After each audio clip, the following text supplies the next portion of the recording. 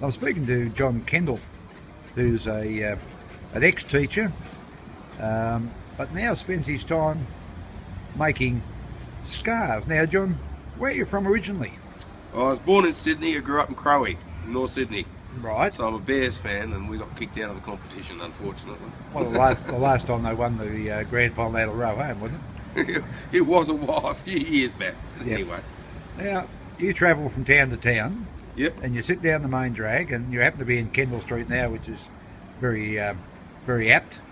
And you make your scarves, and then you sell them. Yeah. I just sit here, and if anybody's interested, yep, more people stop by and have a look, and let's have a chat and a chin wag, and that's great too. Right. Really nice thing about what I do is, as I say, I go around town to town, and yep, I meet lots of really interesting people, and it's great. I mean, yep, I'd have to say, some people ask me, a little bit more detail, say, it's a great life, but it's a crap living. Yep, you get that.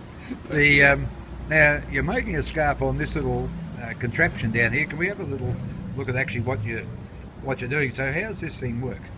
Right, well, this is ancient technology. It goes back at least 5,000 years. There's some evidence that the Egyptians knew about this, and possibly even the Babylonians.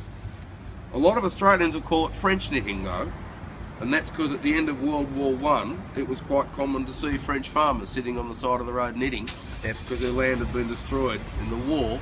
All the animals had either been blown apart or eaten, and the unexploded ordnance meant it was unsafe for them to go back on the land. Yep. So they were sitting on the road knitting, and the Australian soldiers coming home remembered it and called it French knitting. We also put 4 nails in a cotton reel. Well, there are your 4 nails. That's right, and it goes through the hole. The knitting Nancy. Yep. Again, based on this technology. But what people used to do was to go around the outside of the nail. It's a bit hard to see with the black wool, I know, but sorry, that's the one I'm doing. Yeah. And that leaves a gap, so they could use a hook, like a crochet hook, to pick over each stitch. Yep. And that was all well and good until a very clever Englishman came along and built a machine to do that and put everyone out of work. Not so good. Yep. So I go around in a figure 8. I go past the nail and come back.